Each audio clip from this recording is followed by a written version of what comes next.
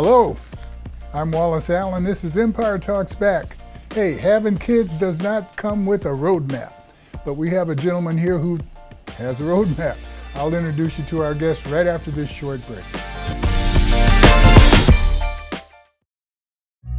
Everyone has a ritual, that small thing to keep us focused. A habit we never skip, to clear our minds and elevate our performance. But what do you do to keep your head in the game? To drown out the self-doubt and support your mental health. Because being your best isn't just about taking care of your body. It's about taking care of your mental health. Discover the resources that you need to keep your mind focused and your mental health a priority.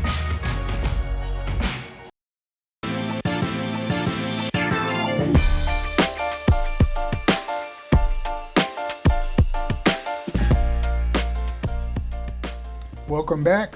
I'm Wallace Allen. This is Empire Talks Back. Parenting does not come with a roadmap, and fatherhood is probably the harder part. Ladies, slow down. The harder part because that first 9 months, dad doesn't really get overly involved except maybe making some midnight runs to the store for your favorite snacks and things of that sort. But the very first time dad's got to do some diaper work or some stay up late at night or why is the baby crying, then the big deal starts to take place. My guest today, Mr. Ryan Berryman, the CEO of San Bernardino Fatherhood, and I say San Bernardino because that's where the roots are, but his limbs and branches go throughout the Inland Empire. Mr. Ryan Berryman, how are you today? I'm doing well, thank you, Mr. Allen. You're doing well, and you're doing some good too, Ryan. Tell us a little bit about your program. San Bernardino Fatherhood sounds kind of big and expansive, like it covers everything. Do you cover everything? What are the things that you do with your organization? Yeah, exactly. Thank you for asking that, and thank you for the opportunity to be here. I appreciate this. San Bernardino Fatherhood originally created out of my experience in working with the county. I worked with the county for over 20 years in children and family services. That's a really tough area.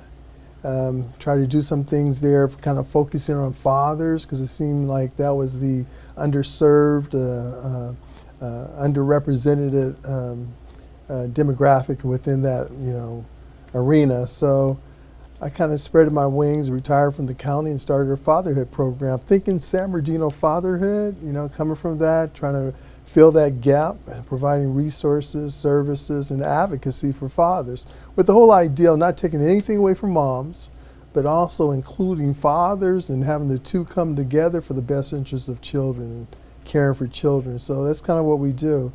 Parenting education for dads, specifically focusing on dads. I have a curriculum called 24/7 Dad, but most recently, one of the areas we started working on is our boot camp for new dads. Boot camp for new dads. Yes, boot camp for new dads. So it's a program, and it's been around for about 30 years, and it focuses on dads before, during, and after pregnancy. So where the mother's pregnant, a lot of times dads do not understand, they don't get the information that mother receives, going through all the different programs in maternal health care. So we try to bring these dads who have lived experiences, what we call as our vet dads, and we connect them with those dads who haven't had their baby, kind of give them an idea of what's happening within a 3-hour workshop.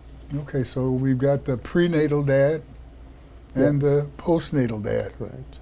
Okay, and we bring in some expert dads or some dads who realize they are not experts, and so they understand the gap and they become helpful. How does that work out?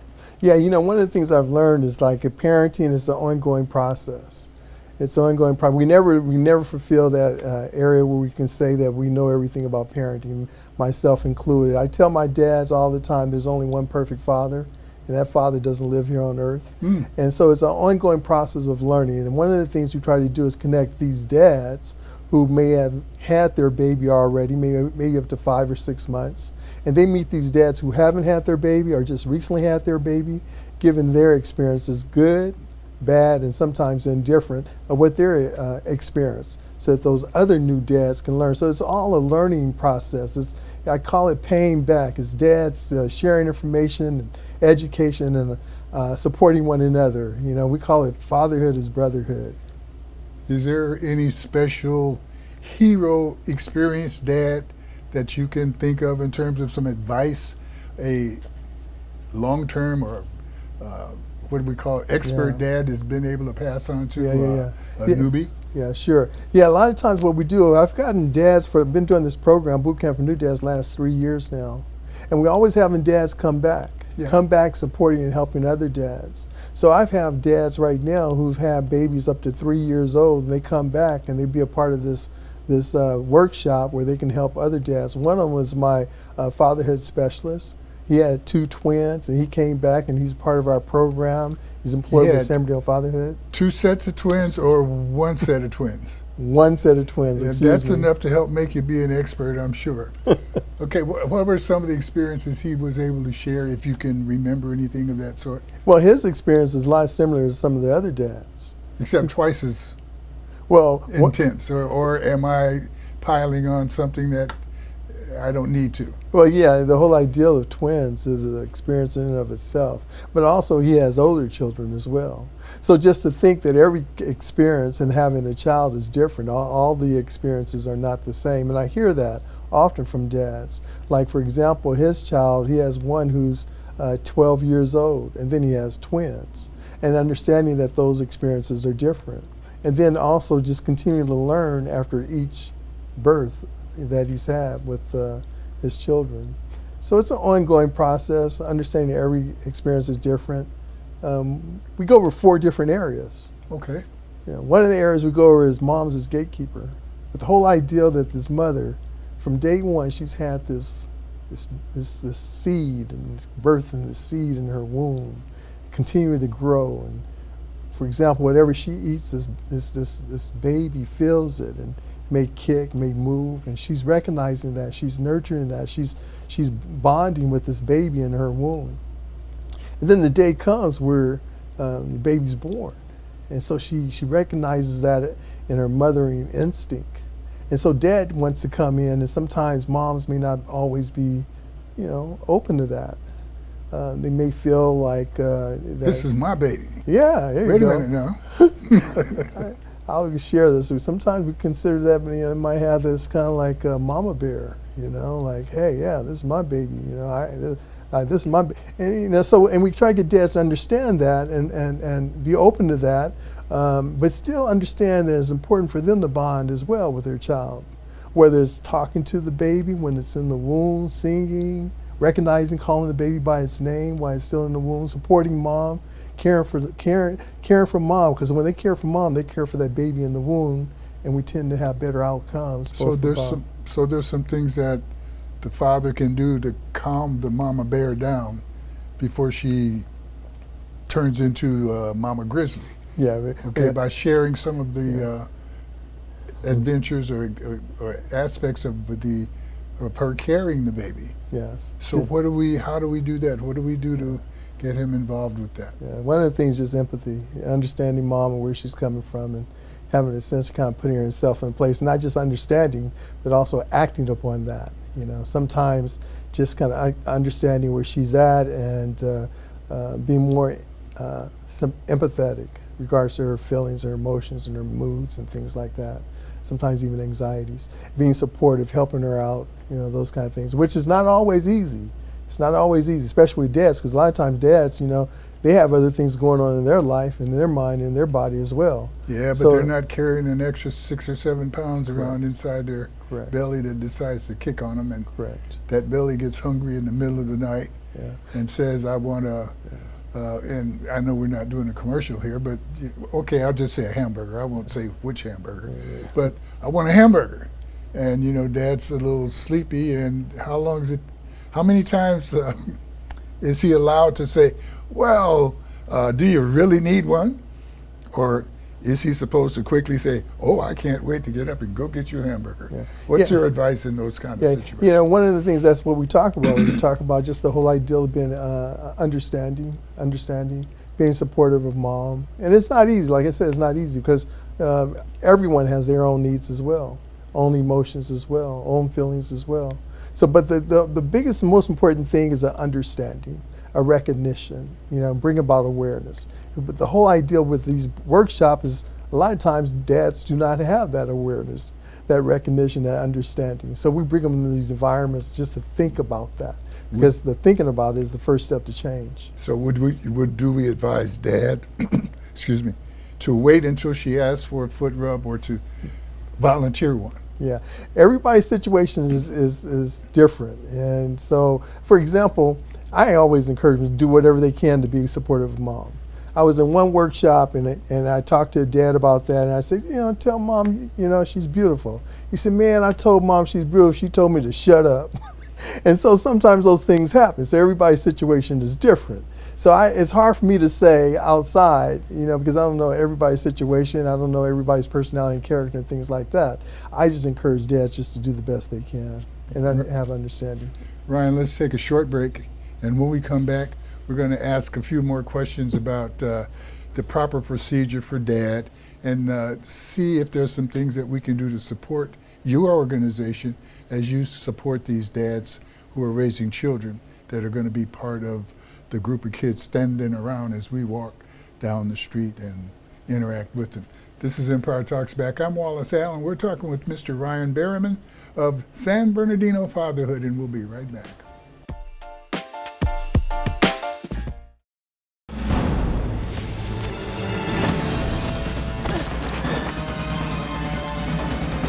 Even the mighty might not see it coming. It's prediabetes, and it captures 1 in 3 adults. But you can escape. Take the 1-minute prediabetes risk test to know where you stand and prevent or delay type 2 diabetes. Be your own hero on smartphones everywhere at doihaveprediabetes.org.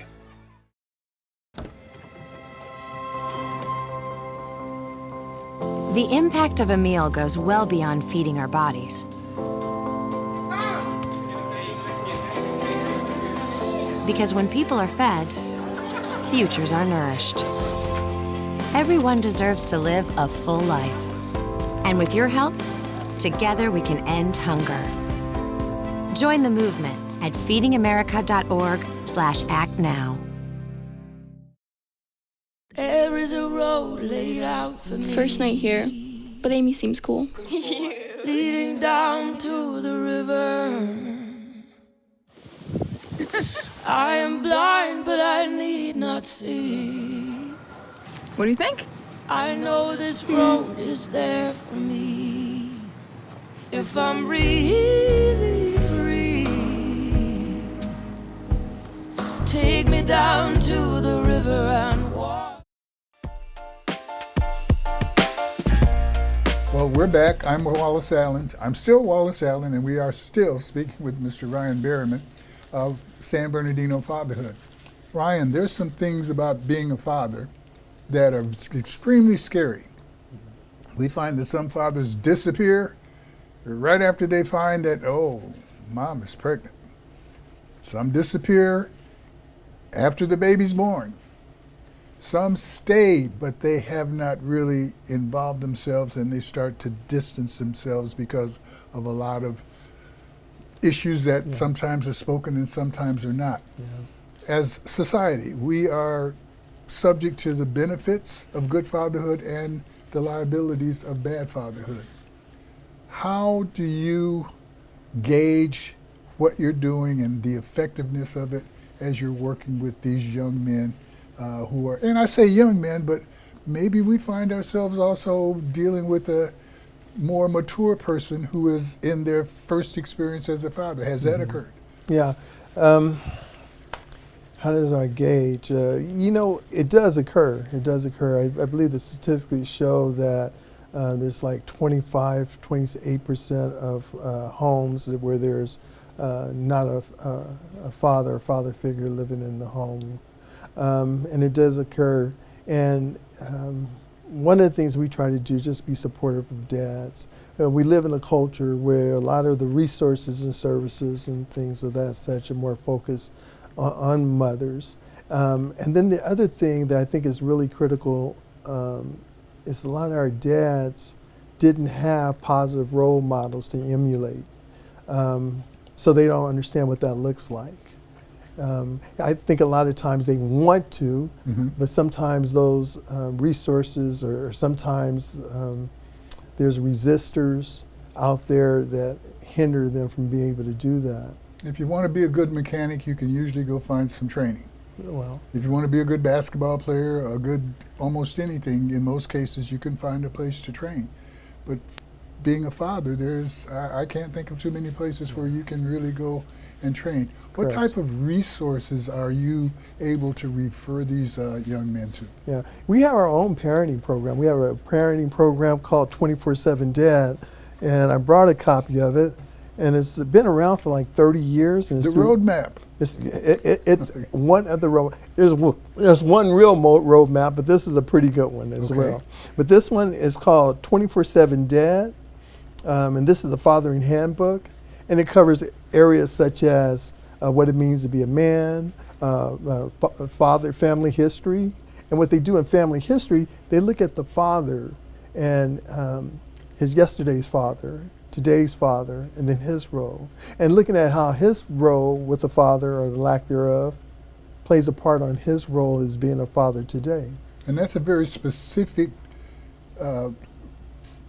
message to a specific father about his specific life and experience. Correct. Whether good or bad, you know, and how he wants to be a role toward his children, whether good or bad. One of the things a lot of times I hear fathers, especially in like drug treatment facilities or criminal justice systems like the detention centers, a lot of them talk about the absence of a father, or how they use drugs with their fathers when they were at a very young age, or some of the negative things they've seen in the home with their fathers, such as abuse and domestic violence, and how they might want to become a better father.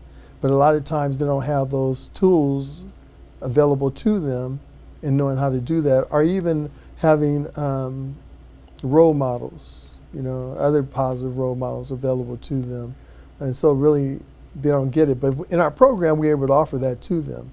Like I mentioned, so we address father's family history, what it means to be a man, showing and handling feelings. That's another area that we address in this curriculum.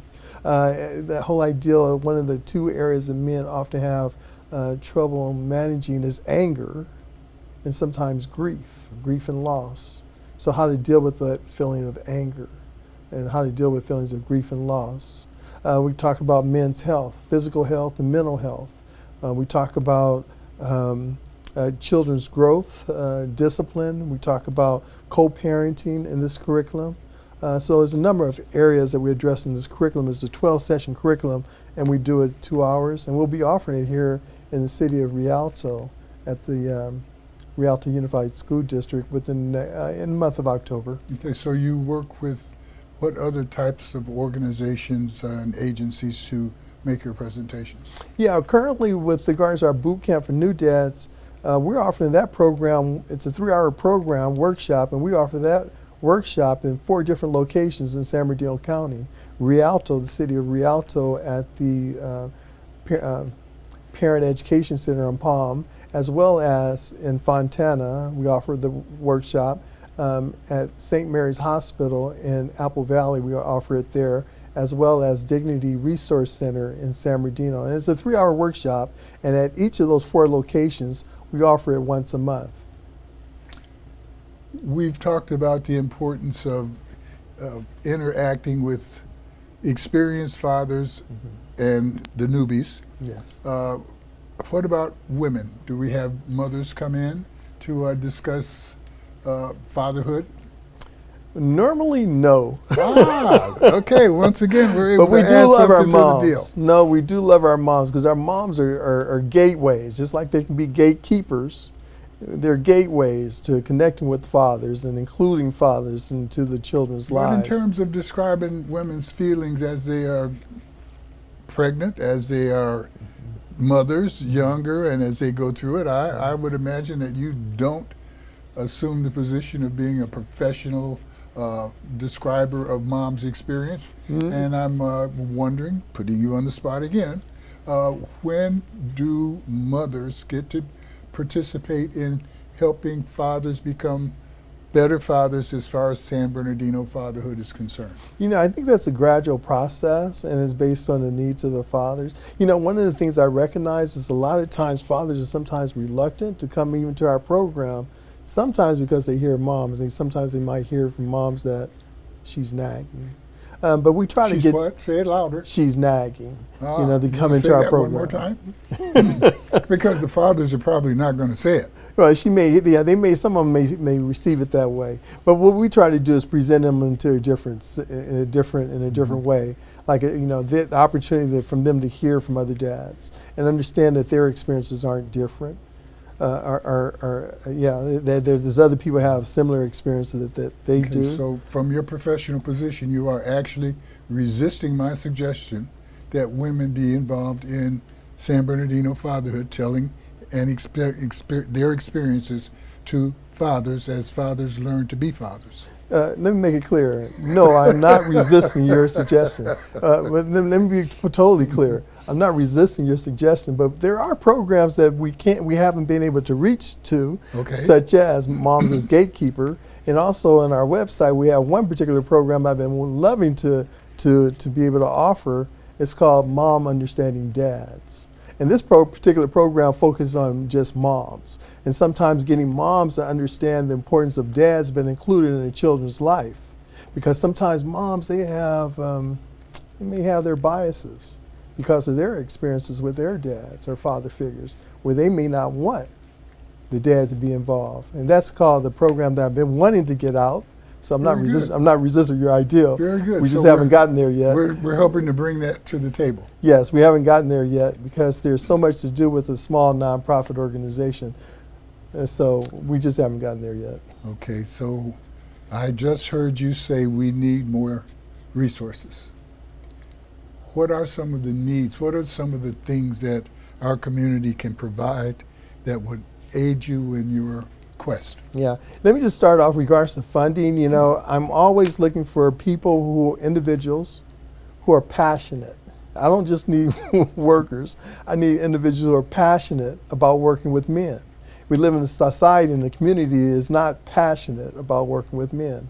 Men willing to help men where they're at. And sometimes that doesn't always look good. Sometimes it's not always easy. So I need individuals who are passionate. I currently have 2 fatherhood specialists now. I have 1 community outreach worker, and I need individuals who are passionate about working with men, about fatherhood, about the whole ideal of bringing a mother and a father together for the benefit of a child. So that's one of the biggest areas I need. And also that would be able to help in doing the work that we do. Marketing is another big area. For example, like I mentioned to you, I may not have mentioned to you, San Bernardino County has one of the highest black infant mortality rates in the state, unfortunately. Black infants die at a 3 times rate of non-black children. Correct. Yeah, at a higher rate. And in San Bernardino County is known to be having one of the highest rates in the state, unfortunately. And it should not be. And this is something that's been going on since, I think, '89. And I just think more individuals need to become aware of that, and simply for this reason.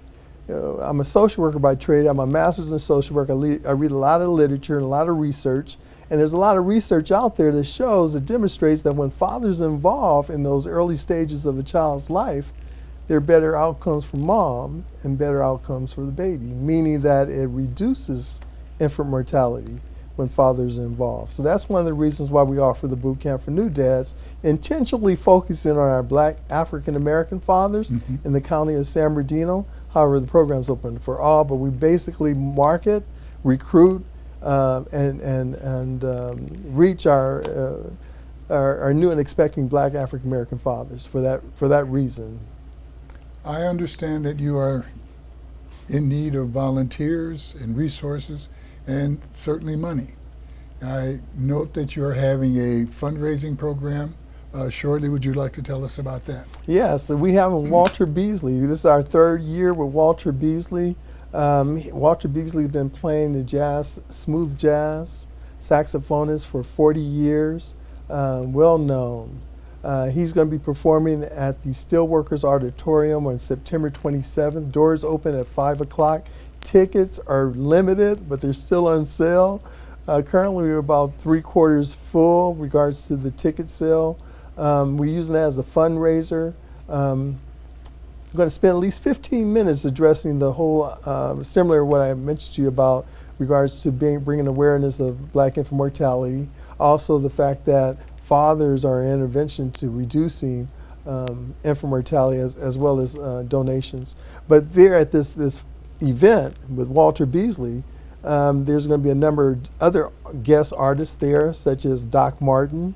It's going to be Tom Brown. Tom Brown, he'll be playing there. These are well-known jazz artists, as well as Derek Cannon, he'll be performing as well. And then we're going to give a special tribute to Father of Today, Mr. Ronnie Laws, a special tribute to Ronnie Laws, who will be in attendance. Very good. Okay, and how can we get tickets for that? Can you give your number?